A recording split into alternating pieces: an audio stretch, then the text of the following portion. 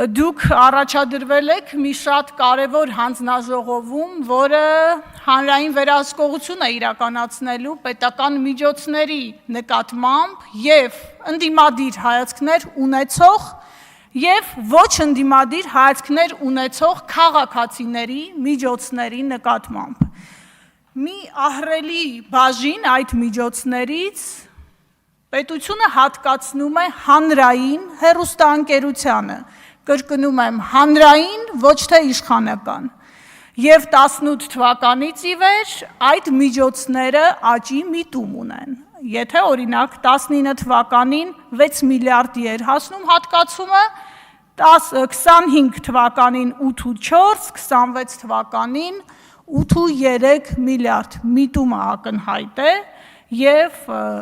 բավականին խոշոր գումարի մասին է խոսքը, բայց ինչ ենք մենք արձանագրում,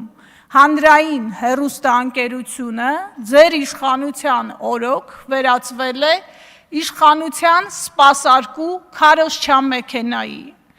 Այս խորհրդարանում աշխատանքները սկսելուց ի վեր դա արձանագրվել է փաստերով։ Օգոստոսի 7-ի ՖԻՊ-ի հրապարակումը, Հ1-ի լուսաբանումը սոցիալական հարթակներում և փաստեր օգոստոսի 2-ից 6-ը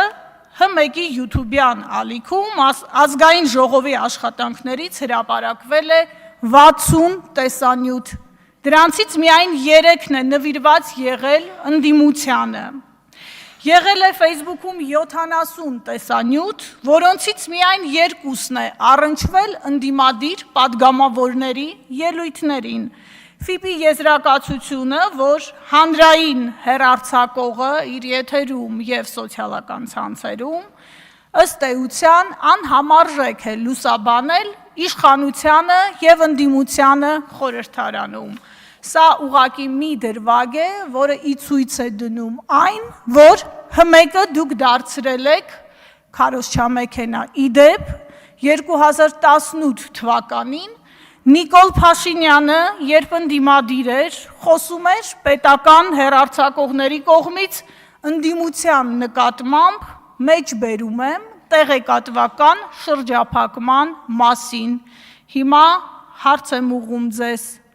նորմալ եք համարում տեղեկատվական շրջափակումը 2026 թվականին։ Դիտարկում հետընտրական գնահատական ԵԱԿ ԺՄԻԳ-ը իր զեկույցում անդրադարձել է հանրայինի լուսաբանմանը և արձանագրել ակնհայտ կողմնակալ լուսաբանում նախընտրական շրջանում։ Շեշտադրել է, որ հիմնականում ընդդիմադիր ուժերը Հ1-ի լուրերի թողարկումներում ներկայացվել են բացասական կոնտեքստում, իշխանությունը հակառակը ներկայացվել է դրական կոնտեքստում։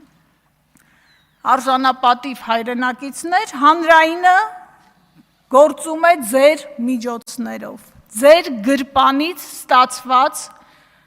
միջոցներով, ուստի պետք է ծառայի բոլորին, կրկնում եմ, և ընդդիմադիր, և իշխանական հայացքներ ունեցող քաղաքացիներին, և նրանց, որոնք կարող են գտնվել ցավոք անտարբեր։ Հանրայինը չի պատկանում իշխանությանը, հանրայինը չի պատկանում վարչապետին, հանրայինը ժողովրդի ձայնը պիտի լինի, որը այսօր լսելի չէ ընդդիմադիր հանրության տեսանկյունից։ Այսօր ընդդիմադիր ուժերը պատշաճ ներկայացված չեն հանրային հեռուստաընկերության եթերում։